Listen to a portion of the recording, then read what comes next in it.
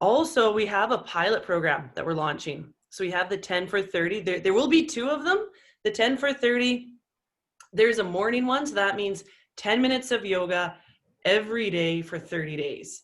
So I've created the morning one. And then when my morning one is done, Adam will do an evening one. So this is for people who don't have enough time to do yoga and stretch, but still to get 10 minutes in. I'm going to need that.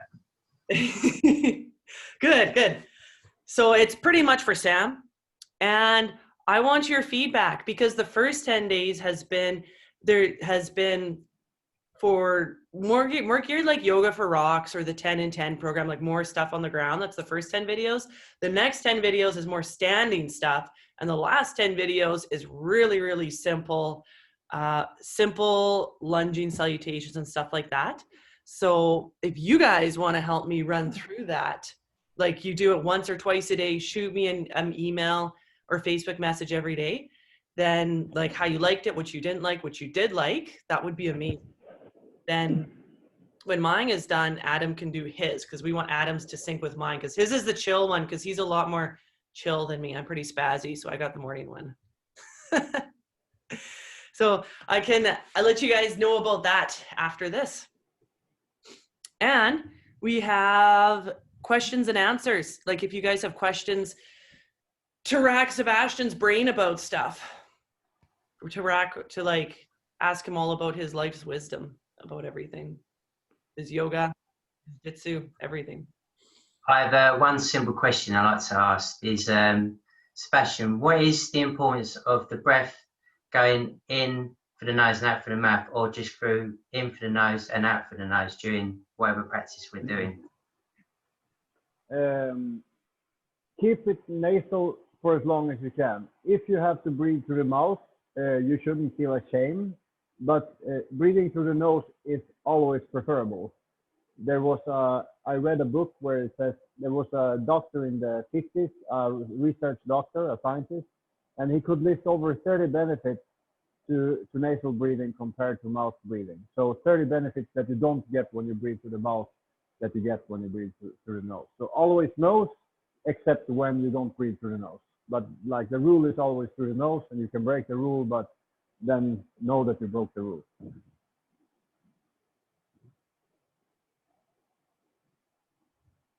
And okay, I will take over from now on just for now, because I want to show you guys something really special. I'm sitting in the jiu-jitsu barn. You can see the awesome sign right here. There's nothing on the sign right now, but there will be. It will say the jiu-jitsu barn. And right here will be over 200 square meters of jiu-jitsu, gym, and yoga floor. Big windows everywhere. It's not there yet, but there will be huge doors, double doors opening to the morning sun. And up here will be bunk beds, and I put in the first hammock. So over 20 people will be able to sleep here comfortably. Kitchen with the sofas. It will be absolutely kick-ass. And jiu-jitsu all day, every day. Yoga to start the day. And this is where we will be hosting the level 2 next summer, probably in June or July. And my plan is to combine the level 2 training with a jiu-jitsu tournament. So I try to schedule the training so that when you come here for the level 2, you can also compete the weekend before or after the training, which will be really, really cool. We all go to like a local tournament and kick ass and get our ass kicked and have fun. And I don't want to show you the rest of the place before you come here, but we have a stream, and I'm building a huge dam with like a forest water park, and hopefully I will get the sauna running before next summer. So it will be a real adventure, especially for city rats like Adam. Will be mind-blowing to come out into the forest.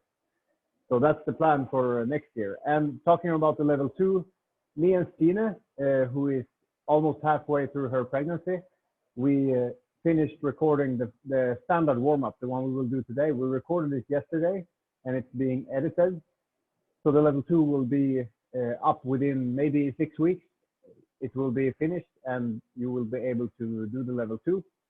And the level 2 will be done online. but you cannot graduate online because we will save some things for you to get the level 2 certificate. You have to show up in person. We want to meet everybody and shake hands, even if it's a Corona handshake. We want to meet everybody and shake hands and meet the people who represent Yoga for BJ at the level 2 level. So we will talk about, in the level 2, we will talk about how to host a workshop slash seminar. So a combined yoga, jiu-jitsu, yoga seminar. And I will personally teach that while you are participating in it. So we will all go to Oslo Saturday or Sunday. I will host like a 90-minute seminar so that you can see how I do that. And we will break it down later and theorize into the theory about teaching a seminar. We will also talk about private, because at level 2, several people have probably started realizing that, hey, I can probably do this as a side job or even a full-time job. How can I support myself and my family monetary-wise? And seminars and private can be a way to do that. So we will discuss how to teach and what not to teach in private and seminars, as well as why we sequence the classes that we did, because we have planned more than 5 full classes in the level 2, so 60-minute classes and 75-minute classes, as well as standard warm-up and warm-up with variations. So all the breakdown to why we do it the way we do it will be live in the level 2. So in the online curriculum, you will be able to take all the classes and break down the warm-up, but then to really realize why we do what we do, you will have to show up in person at one of the trainings. And this will not be the only level 2 in history here at the barn, the Jiu-Jitsu barn. We will have level 2 training closer to America as well, in Mexico, in Tulum. Probably 2022 will be the first Mexico training. But that's about it for the level 2. So that's the grand plan. And I would love to take you guys through the level 2 warm-up live with me now, if you are ready. I have a question about level 2. What's the difference in the curriculum in comparison to the level 1 curriculum that we learned? Repeat the question. What is the difference in what we learn compared to the level 1? Everything that we learned in level 1 will not be repeated. We will not talk about lizard foot grab, even though we have it in the level 2, because you're supposed to know it. So everything that will be repetition has been excluded. So everything we talk about is repeating the same stuff, but from a different perspective, or just new stuff. So it will be the exact same format. You will just feel like this is a continuation of level 1, but we are assuming 2 things: that you know the level 1 curriculum and that you have experience teaching. Those are the 2 prerequisites to do the level 2. Yeah, but everybody can do the level 2 training and start teaching all the stuff immediately. But to be, you know, a full-fledged Yoga for BJ level 2 teacher, we'll probably find an even cooler name. You will have to show up and graduate live and get your ass kicked by me, Adam, and Sarah. So just so you know, but when you take the level 2, you will be able to use the warm-up and the theory behind it in your day-to-day classes, which will probably feel really nice that now you have 2 warm-ups. You can just draw one of your right sleeve and one of your left sleeve, and, you know, see who's there and like, okay, these guys want a tough class.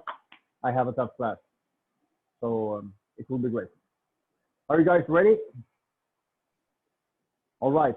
I learned a mistake. I made a huge mistake last meeting we had, and it was just trying to instruct it without showing. So today I will definitely show what we are doing. So if you are ready, lay down on your back, hands behind your head, point your toes, straighten your legs, and then flex your feet and repeat that a few times. Really engage the front and the back of the ankles. Find a comfortable breath. And then start rolling your ankles in big circles, warming up the toes. The class will really focus on, it will be all around, but it will focus on the toes and ankles. So 6 directions, roll the other way. So if you tend to get injured when you get foot locked, it's probably because you're not doing stuff like we are doing right now. Good stuff. Feet together, bend your knees.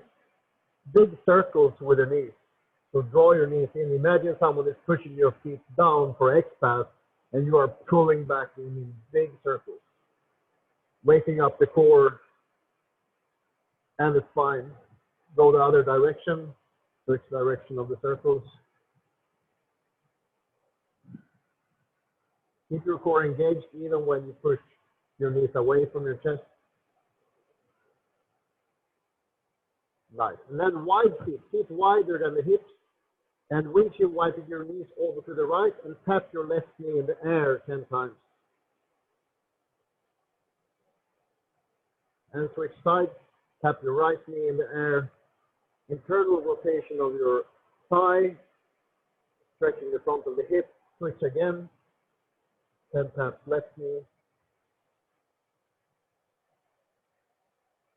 10 taps right knee.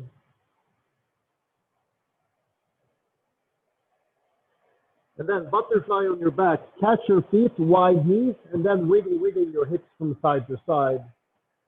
Just check in with your lower back and your hips today.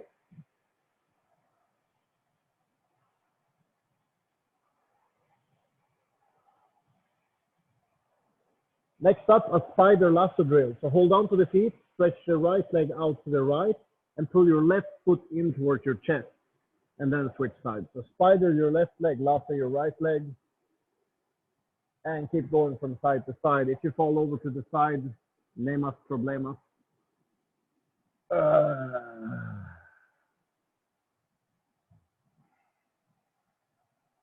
One more. And then back to center. If you can, keep holding on to your feet. Start rocking and rolling up and down until you can catch your balance on your butt. And when you catch your balance on your butt, don't place your feet down. Same drill here. Kick your right leg out to the right, pull the left foot in, and then roll back. Catch your balance on your butt. Spider your left leg, lasso your right, roll back. Find your balance. Spider both legs, so straddle on the butt. Yeah, good job, Sarah. And then roll back. And then all the way up to a squat. Take 3 breaths in a squat. I will pretend like I'm standing up. No, I actually have to change the angle of the camera here. Yeah, that's it. All right. So stand up from a squat. Arms out in front of you, palms up. Make fists, and then draw your fists in towards your armpit and rotate your wrists under your armpit, and then swing back and round your spine. So pull the arms in as you inhale, rotate the wrist and swing back like a cat pose on the exhale. One more. Inhale, pull the arms in. As you exhale, round and also squat down at the same time. So as you inhale, stand up and pull in. And as you exhale, squat down and round your spine. One more. Inhale, stand up. Exhale, squat. Inhale, stand up, hands to armpits. Same thing again, just reversing the motion. On the exhale, push your hands out like you're doing a push-up. And then swim open on the inhale, lift your chest. Exhale, do a push-up. Inhale, swim open. And as you exhale, do a push-up and also squat down at the same time. So whole body exercise. Inhale, lift your chest, swim open, stand up. Exhale, push and squat. One more. Inhale, open. Exhale, push and squat. And stop in a squat. Hands out in front of you. I'll change the camera a little bit again. All right. Hands out in front of you. And then tap your right knee to the ground. Stretch your right toes. And then switch sides. And if you haven't been footlocked in a while and your ankles are feeling good, hands on knees, combat base from side to side. Check out your toes, ankles, knees, and hips.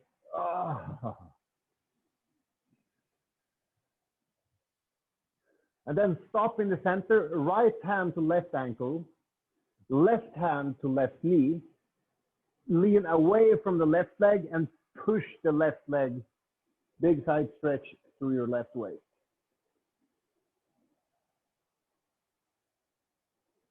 And you guessed it, same thing, second side, push the right shin and knee, lean left, push right.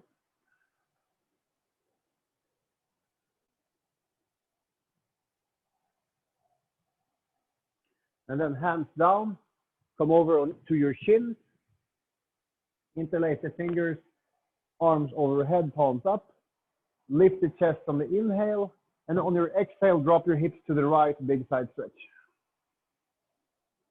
Inhale center, exhale second side.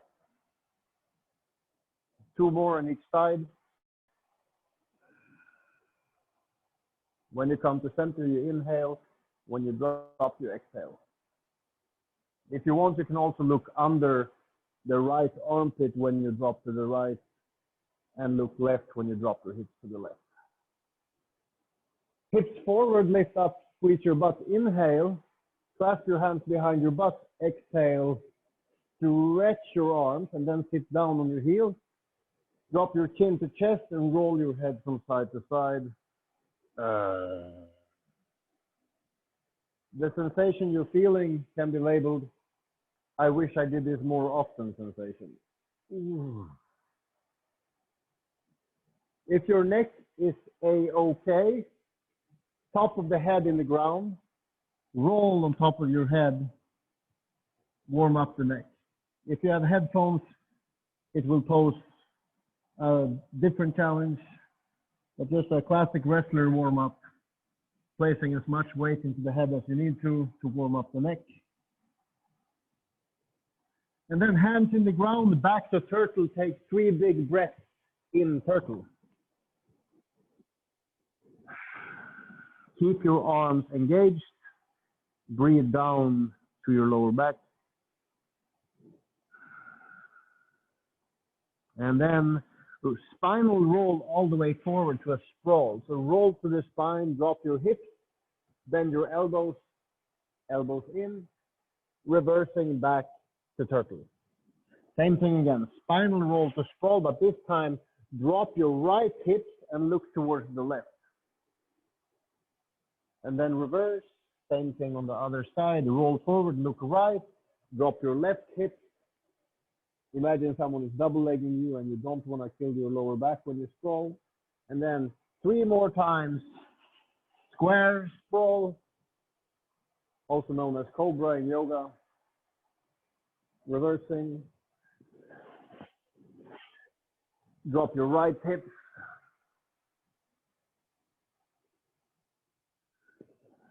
And drop your left hip, look right. Nice. Tuck your toes and come into your first down dog. Move around, wiggle, wiggle. Bend and stretch your legs.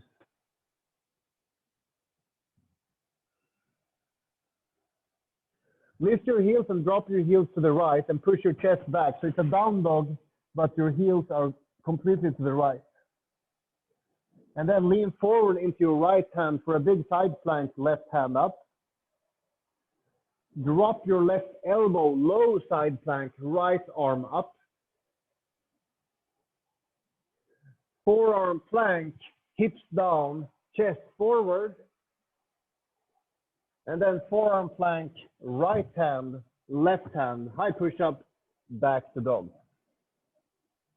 Same thing again, elbows to the left, push your chest back, try to get your head, drop your head down.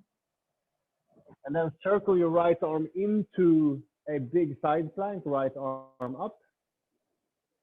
And then right elbow down, left arm up. Drop into forearm plank, hips down, Sphinx pose, or just a back bend, whatever you want to call it. And then forearm plank, left hand, right hand, down dog. Let's do the whole sequence 2 more times. Heels to the right, side plank, left arm up. Drop your elbow, right arm up. Forearm plank, chest forward. And then right hand, left hand, down dog. Heels to the left.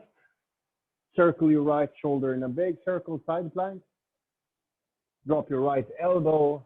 Circle your left arm.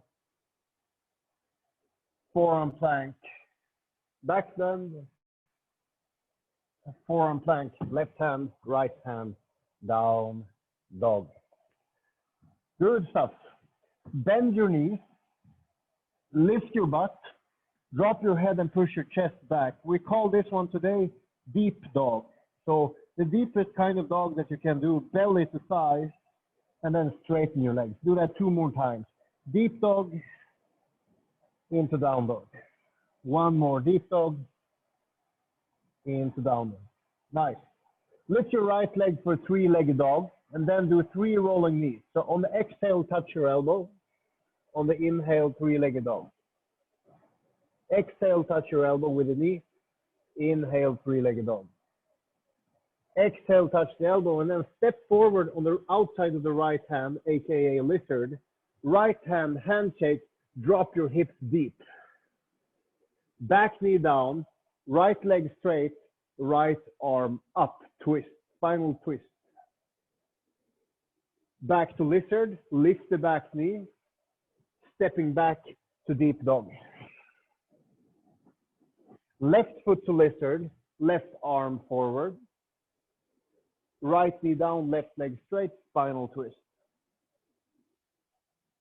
Lizard, lift the back knee, stepping back to deep dog. With the breath now, right foot forward, inhale, handshake, exhale, twist.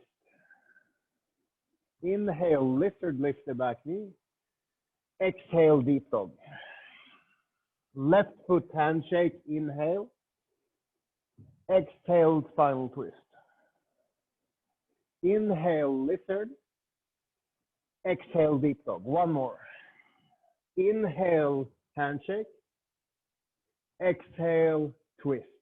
Stay here, but bend your right knee and catch your back foot with your right hand. That's with your right hand. Lizard, grab the foot. Roll the left shoulder back, guys. I know it tends to pop up into our left ear. Shoulder integrity, even if it's not too hard on our shoulders. Pull the heel in, and then release it, stepping back to deep dog. Same sequence 1 more time, this time with the left leg. Lift the left knee, open your hips, inhale, exhale, rolling knee. Inhale, lift the leg, exhale, roll the knee. Last one, inhale, lift, and exhale, step the foot forward. Inhale, left arm handshake, exhale, spinal twist. Inhale, lizard, exhale, deep dog. Just a breath now, right foot, inhale, exhale. Inhale, exhale. Left foot, inhale, exhale. Inhale, exhale. 2 more. Right foot, inhale, exhale.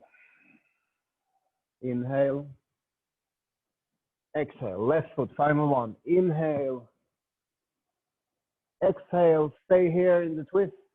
Bend the left knee, catch the back foot. Equalize everything.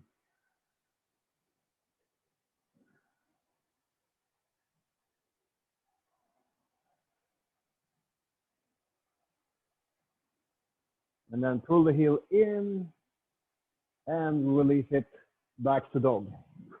Take a breath in down dog. Lift your heels and roll forward to plank and come down to your belly. Bend your right knee, look left, and try to touch your right foot as close to the left hand as you can. And then switch sides. Left foot to right hand, don't move the hand, look right.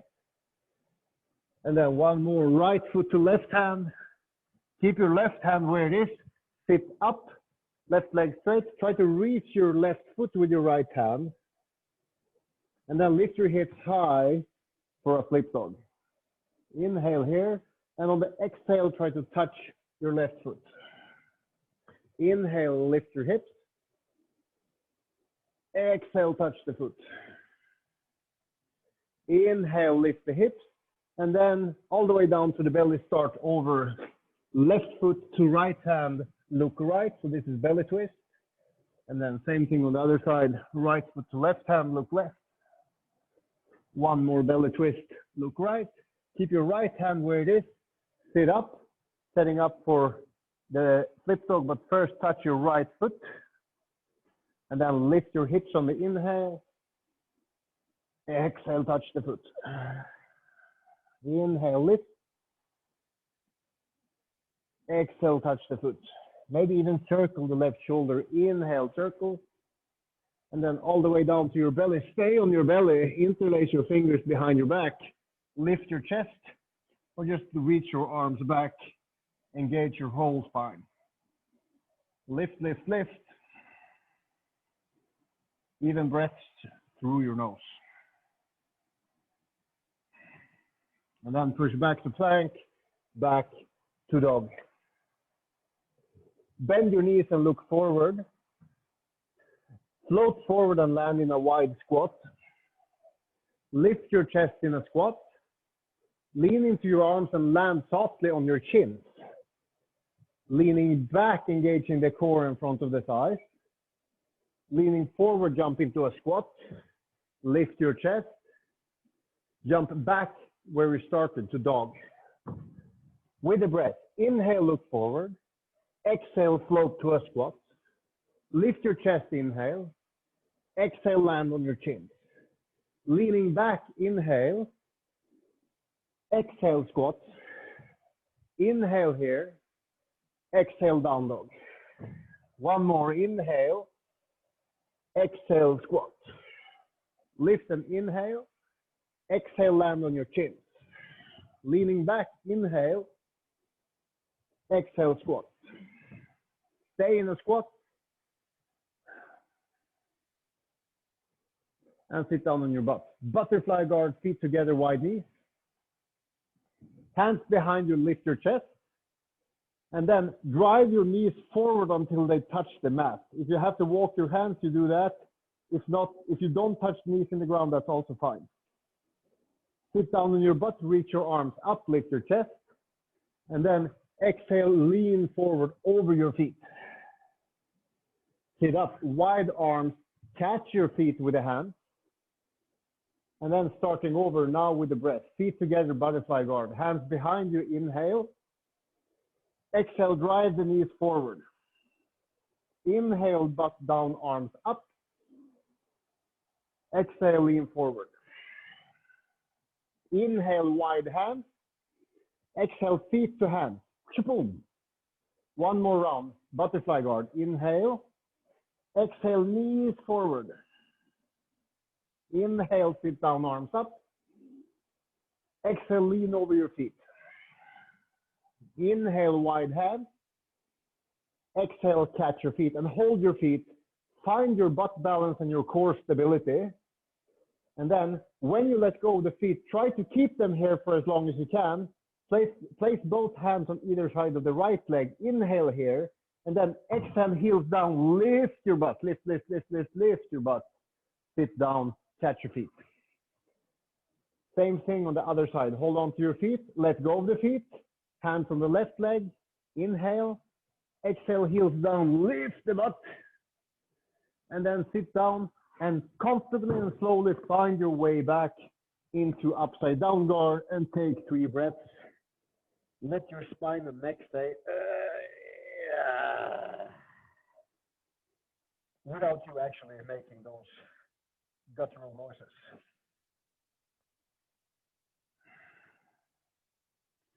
Rolling up on your butt, find your butt balance.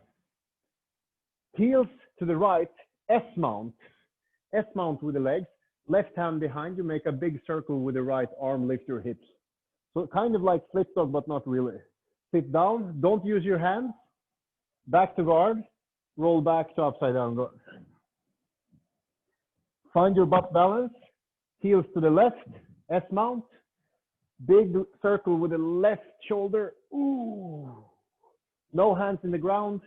Find your butt balance. Back to upside down guard. One more on each side, guys. Find the balance. S-mount. Big circle with the right shoulder. Feeling good today. One more, last round. Right hand behind you. Lift and drive, lift and drive, lift and drive. Ooh. Back to upside down guard. All right, we will need some momentum now. So bend your knee and roll through a pistol all the way up to a short, really short lunge. So your left foot in the ground, your right knee in the ground. Left hand goes to the right heel. So try to touch your right heel with your left hand. Right hand behind your head, and then look down towards your right heel, your back heel. And then look forward, arms for balance. Try to move through pistol on the way back.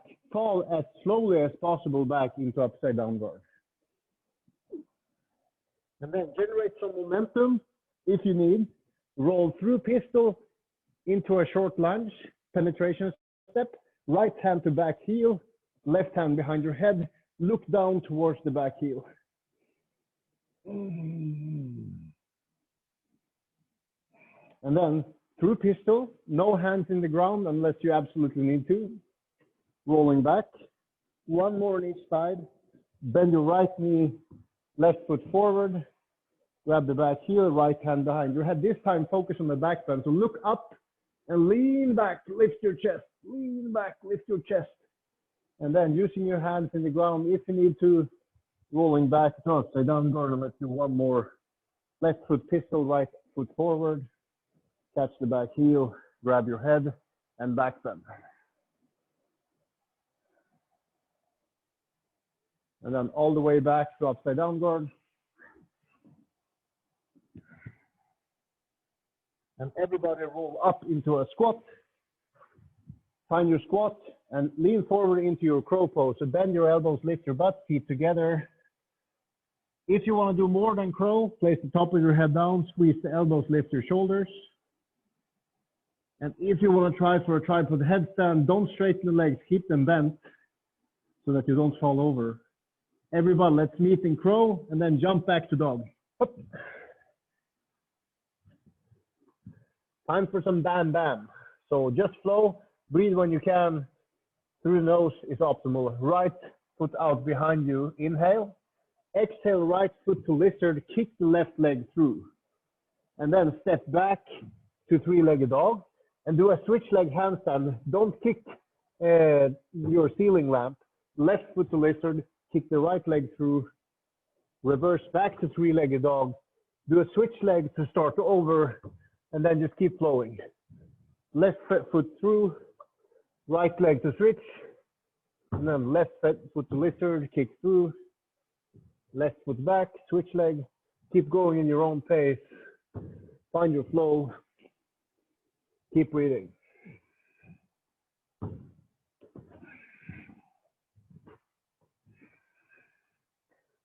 Let's do 2 extra ones today. Final one. Everybody meet in down dog and float to your chins. Drive your hips forward. Grab your lower back and your butt. Lift your chest. Stay engaged. Or tuck your toes and grab the heels for a super full back bend.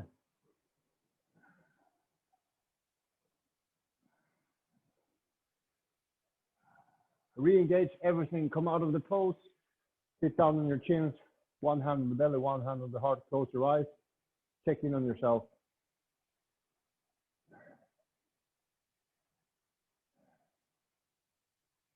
And then open your eyes. I hope you guys are ready for jiu-jitsu because I certainly feel like I'm ready to roll and kick ass and have fun.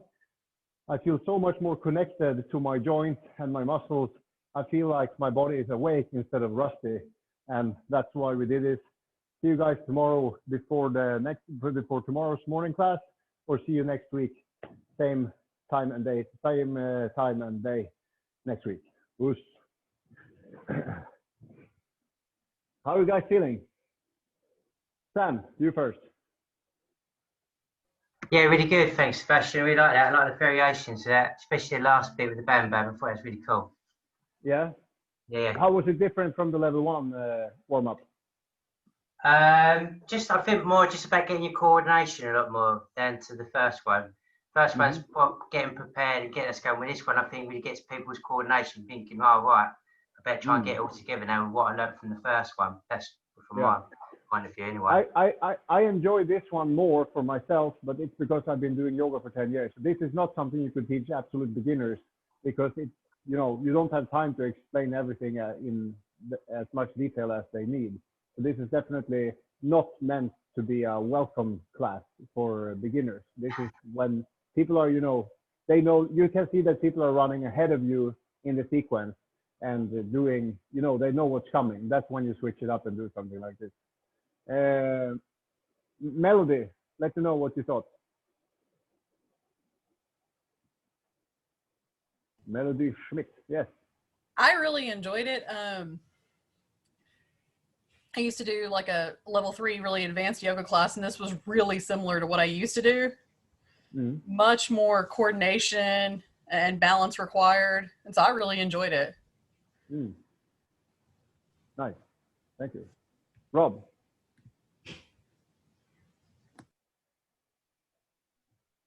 Yeah, I definitely found this one a little more challenging. Like there's more complex movements, like Sam was saying, a lot more coordination.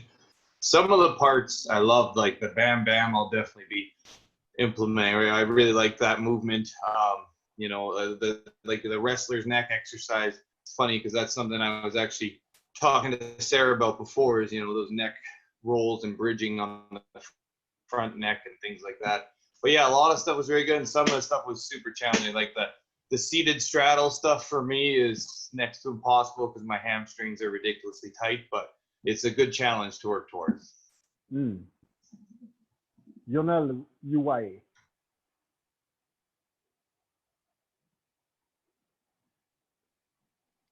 Hey, yes. it was fun. It was different, definitely, for what we've been doing before.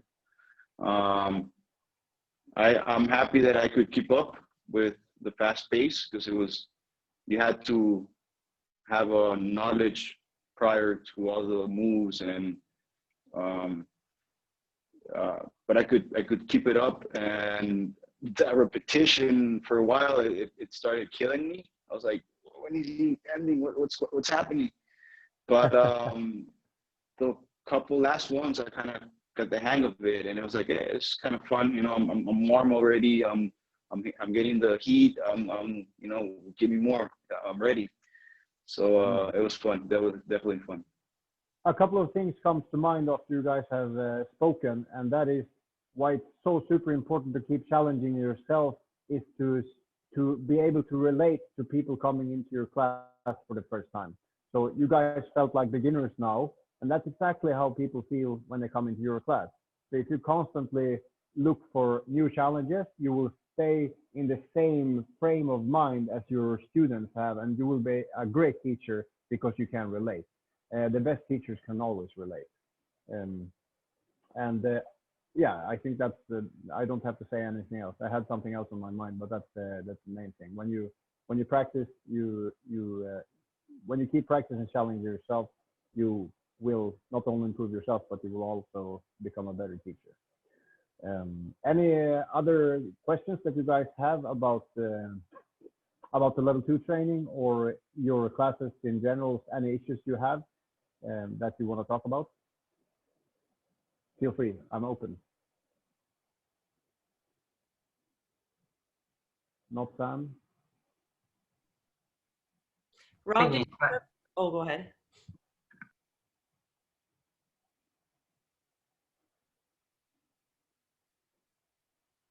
No one? Did Sam have something? No. I was going to ask because Rob was asking me some questions, I guess, about some of the sequencing, like adding stuff in or taking stuff away. And I kind of had an answer. Like, do you want to ask Sebastian about that? Like adding stuff in from Because you're adding little things in here and there, or are you good? Sure, why not? I think what's their time? I was asking him about things like there's certain exercises, kind of like we did today, that I see cross references from other things I've done, like in wrestling per se. So, for an example, we were talking today about doing these kinds of things on your head. In wrestling, we'll bridge up onto the actual head. Like, is there a problem loading the neck here? Like, is that too much? Or I guess the question is like, where do you draw the line of where I don't know. I guess I just don't want to do anything that's unsafe. But like for me, traditionally, we've always done heavy neck bridges and loaded weight neck stuff in wrestling, right? So I don't know if that's okay or not, or what. You're coming back to the old lesson body bias. Your body bias, your wrestling bias. And if you have people in class that you can just see that their necks are fragile, I would be extra careful framing that you say when you want to give, because you see maybe you have a couple of wrestlers in class and you don't want them to feel like you're lowering the bar, and you either don't want the other people to hurt their necks. So you say like, if you did wrestling or if you have a super strong neck today, try lifting your knees. But just be aware of you have in class and how you frame the variations. And the variations that you showed there is part of the level 2 curriculum, because I love doing it. Steven doesn't like it so much. For me, it feels great to do it. So we didn't do that as the default. We added it in as a variation. So every time you feel like, I would do that for myself, for my personal self, then every time you think that, I like this, then you also have to think someone else will hate it. So just because I like something, I can bring it in, but every time I'm diverging from the default, it's best to frame it in a certain way. And that it takes experience, but it also takes attention. So just pay attention to what you want to add into the class and how you frame it, and then you can basically add in anything. If you're a master at framing things, then you can add in the weirdest fucking crazy positions in a warm-up, and the one person like every 6 weeks that tries it will have a really good time. But the more you're diverging, the better you have to be at rationalizing and presenting your why you do it. Is that a good answer? Yeah, I think so. I think for me, it's just I guess I don't have all the experience to really. I just worry that sometimes, taking things from other fields and mixing them, I see connections and relevance, but then I also see potential risk, I guess, if I go too far with something and end up, because for me, things that I can do, like you say, with the body bias, not necessarily other people can do comfortably. And that's, I guess, where I just don't want to cause somebody an injury by going too far down. And I guess that's where I fall into the trouble, is trying to draw the line of what's kind of acceptable to build on and what's kind of too far kind of thing, right? So that's why I think I think this is the golden rule of you developing as a teacher, is stick to the framework and diverge from the framework when you are at your peak of your attention. So let's say you do the first 25 minutes of a 60-minute class, you do them by the book, not identical every time, but you don't diverge because you want to get into the flow. And then after like 35, 40 minutes, when you are at the peak, just throw in one thing or two things just to see how people react to it. And you do it as a scientific experiment. You're not supposed to want them to like it. You just see how they react, and then you have the same close down. So every class you do, you can try something new, but you will confuse yourself and them and have a bad time if you do too much at once. So I'm assuming that you're teaching 2 or more classes a week. And if you do one thing different, you try one new thing every class, that's over 100 new things a year. And that will be more than enough, because you want to try the same thing again next week with a slight variation, and don't do too much at once. That's what I'm trying to say. Another angle at this problem of I want to add in stuff, but I don't really know when. Playtime. The favorite part of class in advanced classes and regular, when you have regulars coming to your class, you do playtime. So when you can't really do much variation to the warm-up. Just do the warm-up and, you know, use the variations me and Stina created, maybe adding one of your own stuff and see how that works. Most of the time it will be shit. Sometimes it will be good. But the reason me and Stina added in the things we did is because we did all the shit over the course of 10 years and we decided not to add it in because it was shit. So add in just, you know, one or two things in the warm-up if you need to, but your way to develop your method to develop as a teacher should be in your 60 or 75-minute classes. And you do the first part, the first 2/3 of the class you do by the book. And then when people are at their peak, like they just finished a standing sequence, you can see the sweat dripping. You're like, okay, guys, playtime. 5 minutes on the clock. Go to the wall, practice your handstands, do some crow poses. You know, you give them specific tasks, but also it's free playtime. So if you guys want to do whatever you want, do that. Just don't open Facebook and start chatting to people around here. Be focused and be like in the zone, but go out and play. After you say that, you walk around and you see this girl or guy that's really strong and flexible. You give them a challenge. You're like, hey, try this. Did it work? It hurts? Okay, never mind. And that's really when you can be in the zone for 5 minutes and really see what works and what doesn't. So you can develop, to summarize what I just babbled about. Option one is to add in a new thing or two in a 60-minute class. And option two is to try everything at once in playtime when there is complete chaos. Those are the times that you should add in your own stuff. But the reason it takes a really long time to be a yoga teacher is because you want to be the special kid who invents the new jiu-jitsu technique, and you want to be the special kid who just designs your perfect flawless yoga class, and that will hamper your development and make you progress much slower than if you find a framework that you like, stick to it, and then just, you know, like a scientist, just one thing and see how that works, and then another thing and see how that works. That's my belief. It's not a golden truth, but it's based on my experience why I'm saying that. One more last question, if anyone has. Going once, going twice. When do you add? Yeah, I could see your lips are. It's coming. It's coming. I'm getting ready. Sorry, when do you add the playtime? Do you add that? Is that after the warm up, or is that in the 60 minutes, or when do you put that 5 minutes in for playtime?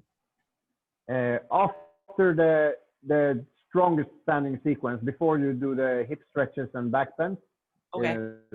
So playtime is basically handstands, inversions, stuff like that, for maximum 5 minutes, and then you need some time to do the hip stretches and cool down and shavasana.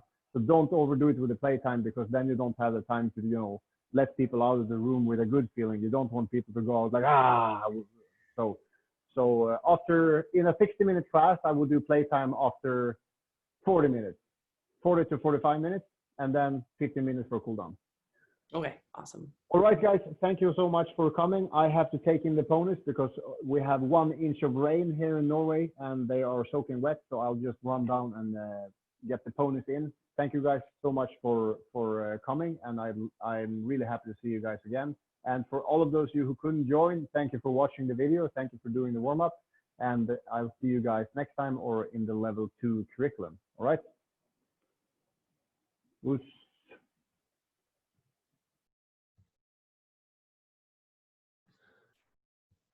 Nice one, guys. Has anyone got any questions before we log off? Cool. Sarah, did you have any more? Oh, go on. No, not me. I haven't got any questions at all. Oh, cool. Where's the video going to be posted? Or where can we find the video of this session so we can go over the warm-up? Sarah, should we put it on Facebook, like private, unlisted, so that we can share it on the Facebook group? It's probably best, isn't it? Yeah, that's what I was thinking too. We'll put it unlisted to YouTube. Yeah, and then so you guys with the link will watch it. So, What's that? Yeah. Then the guys with the link can watch it, and the rest of YouTube don't even know it's there. Exactly. I was like, don't share. It's top secret. We'll have to kill. We'll have to kill everyone if they share. Yeah, let's do that. Let's put it in as unlisted. and then we'll save it in case Sebastian wants it in the teachable. Yeah, that'd be great, because trying to roll through that whole pistol squat from plow to pistol squat is I need to work on that. It's like a momentum thing, isn't it? I think the more you do it, the like slower and smoother it'll look. But I feel like a wrecking ball when I do that kind of thing. So I totally know what you mean. Well, and like my husband's been doing jiu-jitsu for 20 years and he can do it. And I'm like, yeah. This is your secret. This is your secret weapon. Yeah. Yeah, some of the stuff in there is challenging. I'm like, Sebastian always has a way when we think we're doing good to be like, here you go, guys. You're not that good. We're like, oh, thanks. Thanks. I think Sebastian was hanging out with wrestlers. There's all the neck bridging, sprawls. I like the versions a lot. There's a lot of really familiar exercises there. You know, the side sprawls and things like that were right up my alley. Oh, you're for sure going to do this with your students. This is like your warm-up. Rob will be like pistol squats the whole time, kids. Yeah, well, everything less the straddle stuff, because that's just embarrassing. Sebastian do his hamstring. He did his live stream hamstring video from this week. We're doing hamstrings again, but it was from like 2 weeks ago. Best hamstring video I've ever done in my life. I've done it like 10 times. It's like, I will definitely check that out, because that is definitely an area that needs a lot of attention for me. Most parts good. The hamstrings are trash. Yeah, me too. Me too. And it has like standing hamstring poses where it's like, holy crap, like on the ground and standing ones. It's pretty savage. It's good.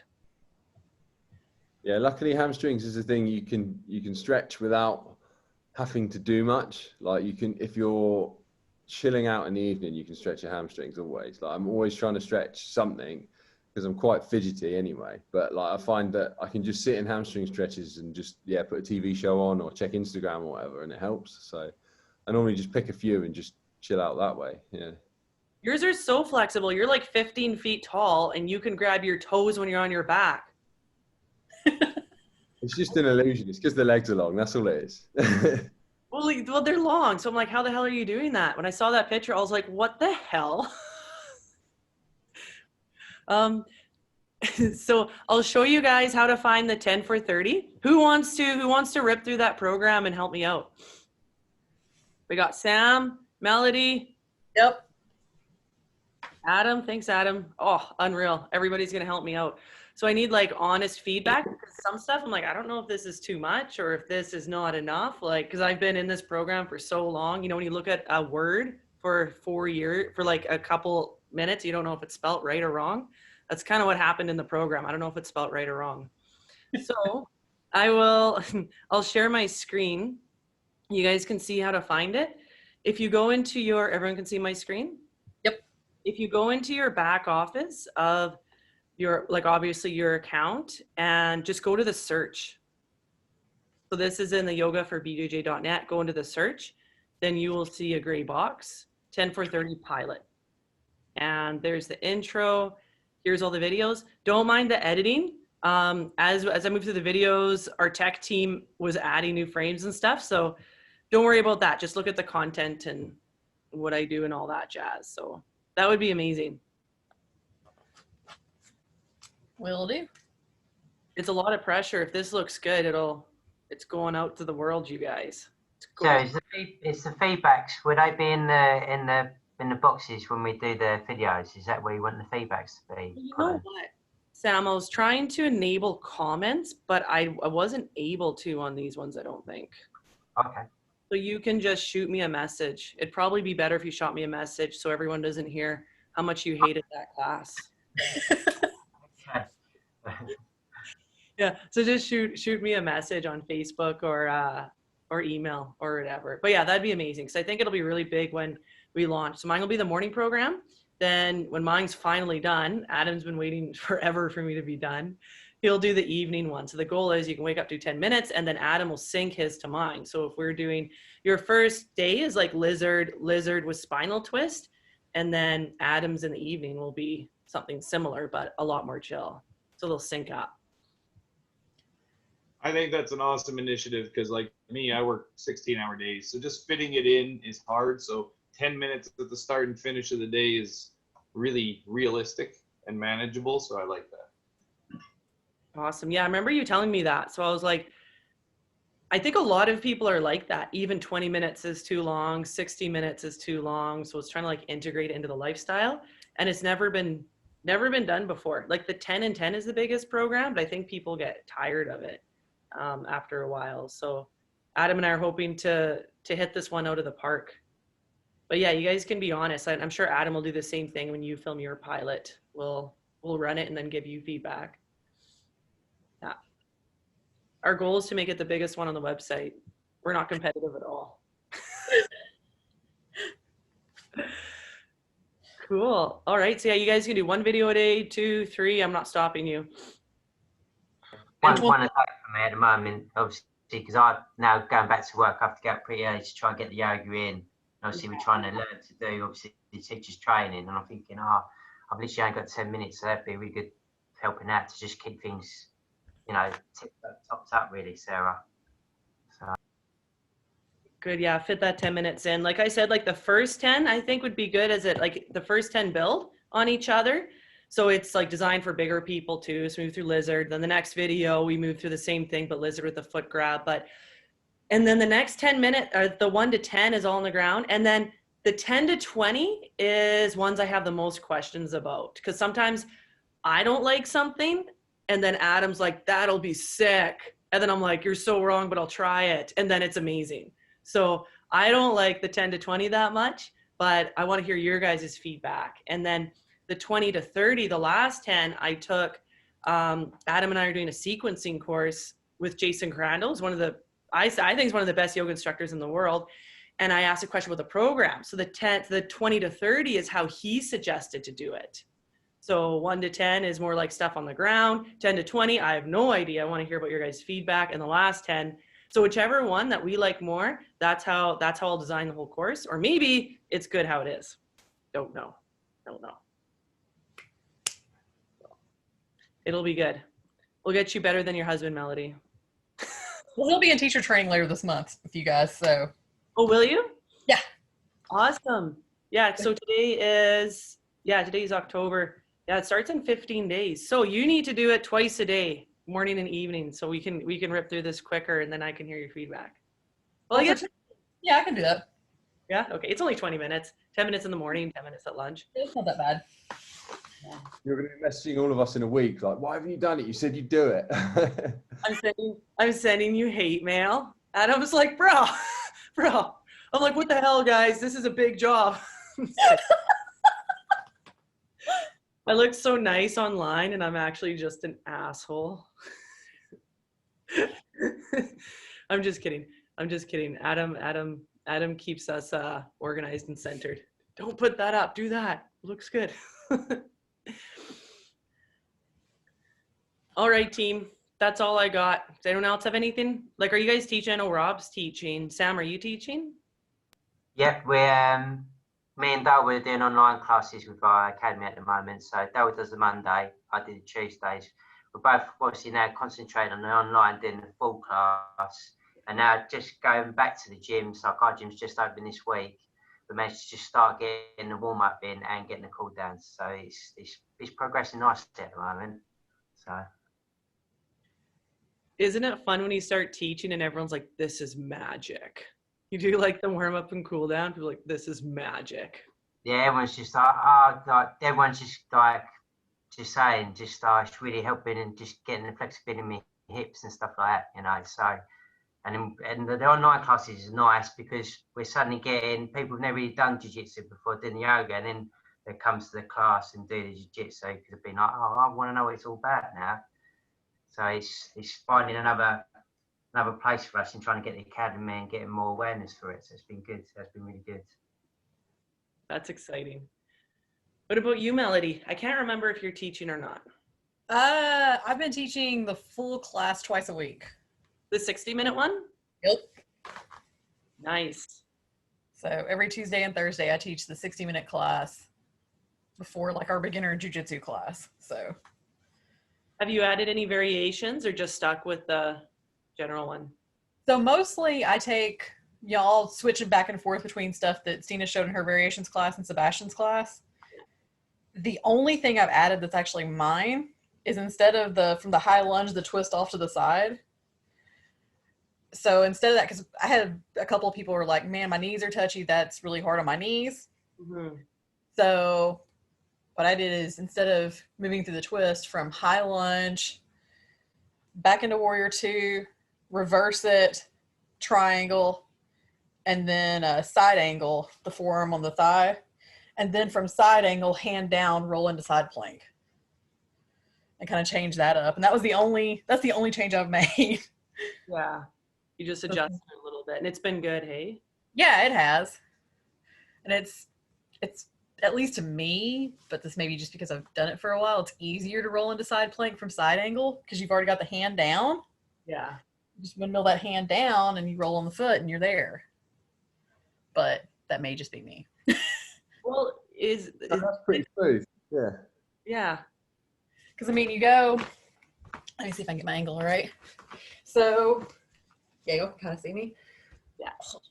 So, you know, you go, because the high lunge will then tell them you rotate your foot where you're in warrior two, and then reverse, come back up, straighten the front leg, hinge out to your triangle. That was my knee.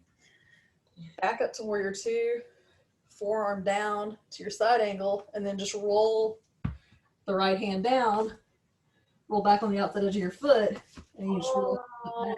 Other side. I was like, how are you doing it with that same hand on the grip? You're going the other side. Yeah, you just, because you're here, Oh. because you're here in your warrior two, your side angle, left hand just rolls down, you roll on the outside edge of that back foot, arms up, and then you just walk that foot back.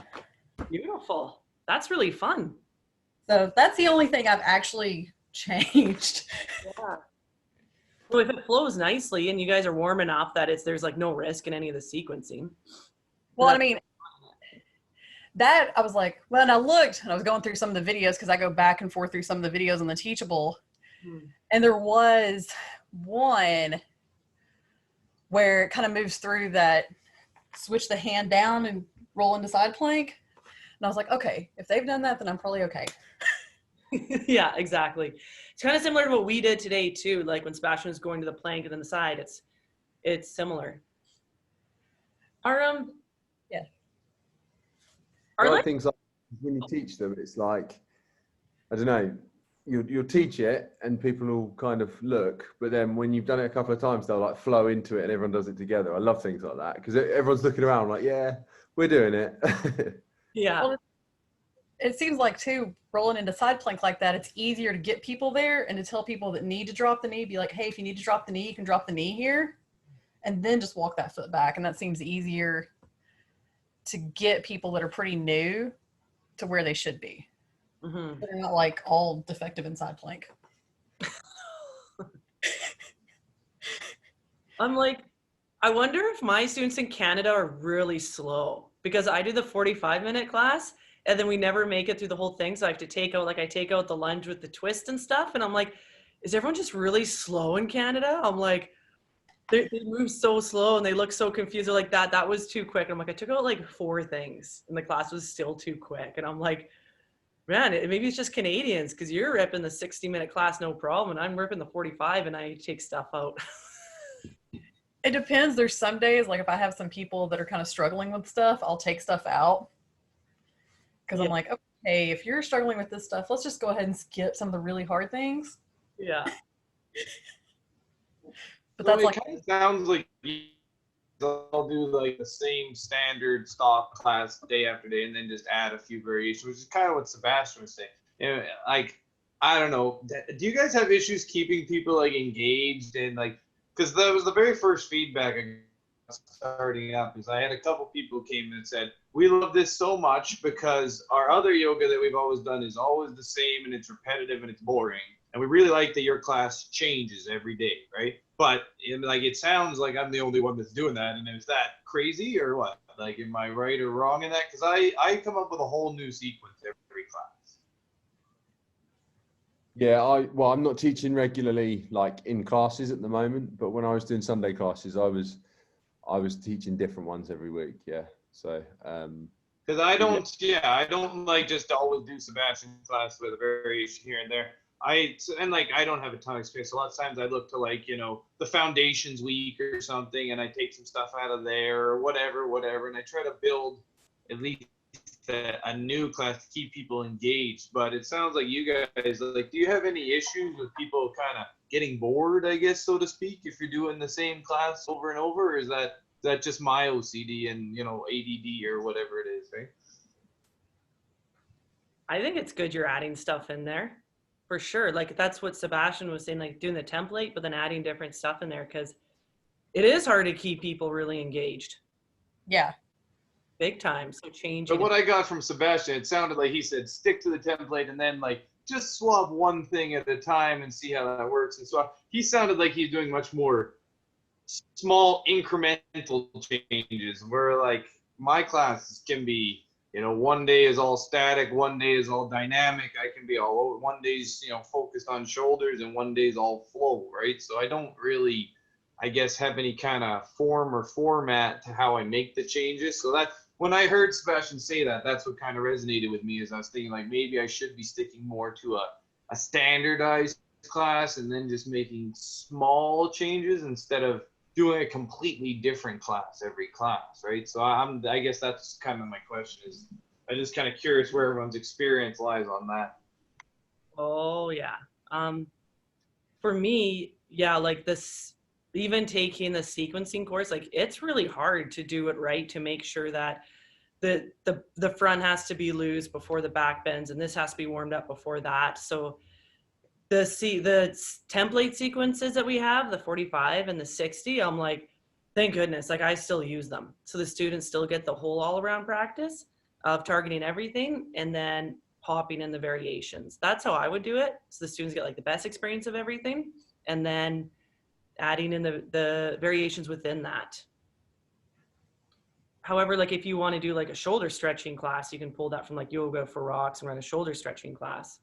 So you can do that variation. You can do a totally different class target on that, but I'll always run the template 45 and I'll change stuff in there. Cause I'm wondering too, like, obviously you'd have to watch the students, how much there's the different layers of learning, they're getting it, they're experiencing it. And I found for my class, I don't know if we're slow over here, but they like to do the same one or something very similar. Like, I've run the same warm up for 6 months, the yoga for jiu-jitsu warm up and the kickboxing, but I've run that and they still like it because they like to feel the difference in how they're becoming more flexible in the poses. And they like to kind of know the poses too, where it's like, they like a pattern. So it's like that balance of allowing them to have safety in the pattern of it, but also adding the variations so they don't get bored. That's kind of my thought. What do you think, Adam? Yeah, I like to, like, when we did the course and we kind of looked at it in blocks. Do you know, we looked at it. Do you remember the 20-minute blocks for the 60-minute class? I would just change like a 20-minute block, or like focus the class more on that. More on a pose at the end or something, or I'd kind of mix and match things from the website. So I wouldn't completely steer like a complete blank slate and then write a class. I'd take, but it would be quite a different class from the week before. Because the guys where I was teaching, they liked how I was breaking like the kind of fundamentals down, so I could kind of teach them maybe like, oh, this is a new thing this week, and then it would have a bit of structure, if you get what I mean, because I'd look at what I'd done the last week, so it wouldn't be like a completely new thing, but it would be pretty fresh. It's kind of like what Rob's saying. I think you're getting a bit more variety than maybe others, but it sounds like you're still sticking to the structure, right? But you're just kind of playing around. For the most part, I'm like you say, I'm kind of going through some other parts of the app and the website, and I guess taking pieces here and pieces there and putting it together. Like, I'm not, I guess, starting from scratch every day, but I guess I'm riding on the shoulder of giants as far as I'm, taking 2 days of foundations week and just putting them together into one class kind of thing or something to that effect, whatever, but kind of using the resources that are there and then combining or altering or saying, oh yeah, this, like Sarah said, one day I did shoulders. So I went through a few different things that Sebastian had done as shoulder programs or that Sarah had released as shoulders. And I kind of just combined all those exercises into an hour-long shoulder sequence, basically, right? Yeah. And that was mostly just personally because my shoulders were wrecked and so I was being greedy and focusing the class on what I needed. No, I get that. Like one of the guys, the head coach where I teach, it's like one of our affiliate gyms. He's got really tight shoulders, especially in down dog. Like we're all kind of chilling in down dog, and he's a big guy, so like he's got really tight shoulders. So like I made a class kind of around that, but still with the like sequence structure, I guess, but just taking a few things out and putting them in, and he really enjoyed that. And like, I didn't say like, oh, I've made a class for you, but the week before he was moaning and struggling. So I tried to kind of stretch it out and it kind of got that effect. So I get what you mean. It's not like you'll start class with crow and then work backwards, is it? You still build up with the start of the class, then a few salutations or a flow, and then you'll finish with something, and then you'll do the like chill stretches and Savasana. It's not like, yeah, I get what you mean. There's still an order, but you can kind of stray away. I think that comes with confidence too, definitely. Like it took me a while to start exploring things. The first few weeks of me teaching, I definitely was following the class, and then I kind of started steering a little bit around, but I think it's definitely like a comfort and confidence thing for sure. Yeah. Yeah, I would say for me, sticking with the general template, then because it's like structured a certain way with the really strong standing poses to warm me up before the back bends. You always want the back bends at the end. But then if you're doing a full like a shoulder class, then that's okay. Like you're putting all the shoulder stuff together, then I think that's okay. So it's almost like there's two separate things, like the template classes, and you're like, all right, team, today we are going to do quads for an hour. Like there's no back bends and quads. So I think it's okay to put that quads together for an hour. And that's it. Like you say about the variety, I like to do, the standard vinyasa full class, and then I mix it up every once in a while and say, today we're going to spend a lot of time just focusing hips or just focusing shoulders or just, whatever, and just mix it up so it's different every once in a while. I have an oddball class here that isn't as much a vinyasa class as it is just a focused, individual body part kind of thing. And some people I really appreciate, because when they get to that body part that's bugging them and their back, their shoulders, their quads, their hands, whatever that day is, then they come afterwards and they tell me, oh, I needed that was the greatest, blah blah blah blah, right? So I think, I don't know, from my experience, I like being mixed up, but I do think maybe I need to stay a little closer to a standardized class for 9 out of 10 of them or whatever it is, right? Yeah, I think it's a good idea though to put in there this specific body part. Like that's what we do in our live streams once a week, right? This is our specific body part. Like I think it's a good idea to mix it up with that too every now and then. For sure. It's like drilling. It's like drilling your triangle. Okay, we're gonna just drill this today.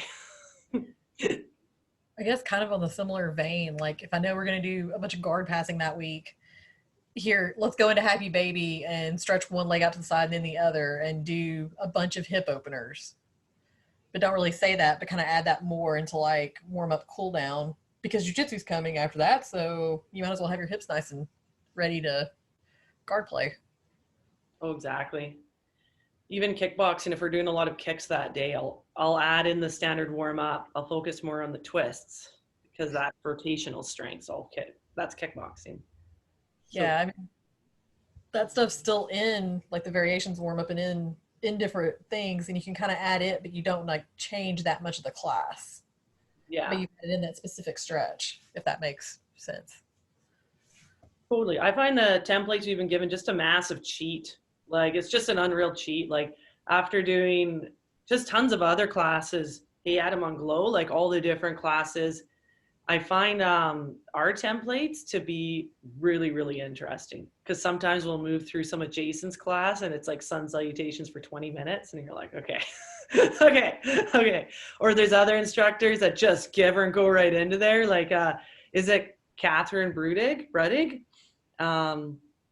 Catherine Budig's classes are insane. She gets right into it. I'm like, what about my warm up? I'm like, what about this?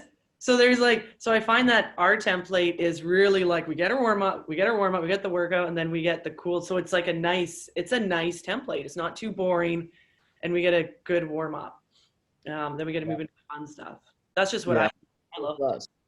No, I agree. I'm not sure if that's because it's like Sebastian's got like the fact that we do something else in mind. Like I feel like some of the like yoga classes you do, those people probably don't do much else in the week, whereas we're a bit broken from jiu-jitsu and we need a bit more of a warm-up. I think that's kind of taken into consideration because yeah, you're right, some classes you'll do and you're straight into it and it's like, wait, I just got up and I'm hurting from last night's jiu-jitsu class. Do you get what I mean? So it's like, yeah, I feel like Sebastian's considered us a bit there. Yeah, I think so. It was when I was doing like an advanced class once a week. Our intro to class was running through your own variation of sun salutations. And so you got 5 rounds to run through it however you wanted, however hard you wanted, and then it was straight into class. Like there was no warm up, lead in. It was just, okay, it's time to move through a whole bunch of vinyasa for a full hour. Here you go. What did you think of that? So yeah, the warm up is very nice. I like it that they add something on the back before you actually move into the standing poses, because that was kind of struggle in the 10 and 30. I have someone where I actually think most of the time I do one thing on the back or one thing sitting before we go into standing. That's what I try to do because I really like that. It's like gives you a second to be like Adam's saying, after the wrestling, it's like, okay, you get a little bit on the back or sitting or something gentle before you get into it. Yeah, that sets the mood for the class as well for me. Like I always start a class with something, as you said, laying down or sat or whatever, just to get people focusing on their breathing, just doing like one little thing. Mm-hmm. And it calms everyone down, like especially if you've got a load of like quite loud guys in the class. They want to tell you. Yeah. You want to like calm them down, don't you? And then they're like, oh, it's quiet time now, like like toddlers. So I find that helps. That's amazing. It's true, hey? I treat all my classes like they're full of toddlers. Like jiu-jitsu and yoga, that's the best way to teach. Is like you're teaching 5-year-olds. I'm finding that's kind of how we got to run everything. Sebastian's like, I need to send an email writing out all the time zones because people can't figure it out for the next teacher training. But it's like, that's how you got to kind of run everything, don't you? You're like, okay, here's our time zones. This is what you're doing in class. But I find people in class like to be told what to do, like with everything. Calm them down. Let's move them through it. Because I know when I'm in class, I'm like, okay, I don't want to have to think. I had to think all day. I don't want to think anymore. I just want to train, Does anyone ever ask questions at the end of your technique? You're like, any questions, comments? And then no one ever says anything ever? People just want to be told what to do. The only people that ask questions are the 5-year-olds, and it usually has nothing to do with the technique. That's how my experience. The little grapplers class, they ask questions, and it's usually like, what if he has a sword? And you're like, wait, what? And I don't have an answer for that one. I've been asked that question about, what if he has a sword in class? And I don't have a jiu-jitsu technique that counters that one, so it is what it is. Yeah, you're probably going to get cut. It's probably just going to happen. I had one of my friends, he owns a school.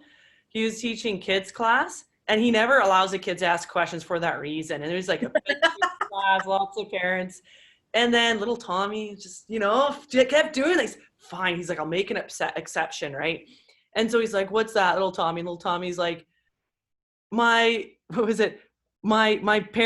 says that it's bad that I choke people out. And then the instructor, he's like, you little shit. he's like, I can't believe, like, all the parents, they got new kids. And I'm like, he's like, oh, I hate frick. And so I asked him, like, what did you say? He's like, oh, your uncle should come try class sometime. Like something nice like that. But he's like, you little shit. Why would you say that? Oh, all right. I think that's all we got. That's all we got for this. You know what? Thanks for coming on today, guys. Like, it was a great little crew. Great little crew. And it's cool to do the warm-ups like live with Sebastian. I think that's so cool to do that. Yeah, I enjoyed that day. It was neat, hey? Yeah. Adam, do you have anything? No, it's cool to catch up with everyone, stay in touch, and yeah, I guess just hear about people's experiences and where they're getting their classes in and how they do it, really. So yeah, nothing else to say really. Just keep going, I guess. Everyone's smashing it. So yeah, nice. Yeah, I like to hear how everybody's doing too and touch base. All right, that's all we got. That's all I got for everybody. Cool, awesome. Well, we will speak to you guys in the Facebook group. Feel free to share stuff in there, by the way. Like the more conversations we can get going, the better. Like people share their experiences and things. So like, don't feel like we're the only one, like that me and Sarah are the only ones allowed to post there. Like treat it like a discussion forum and just ask things. So yeah. We get tired of listening to ourselves. Like Sam, you're posting some videos. Those are great. Yeah, just try and obviously friends and that, they've been nice enough. They take photos and videos, and then I just sort of edit it a little bit. So just trying to share as much as I can, and just trying to keep my feet in the water, so to speak. So. Oh no, yeah, they look great doing the yoga outside.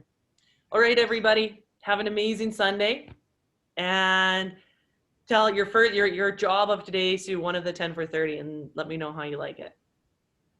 You got 30 days or 15 if you're Melody. Right, thank you. Okay, see you guys. Talk to you soon. See you guys. Okay. Bye.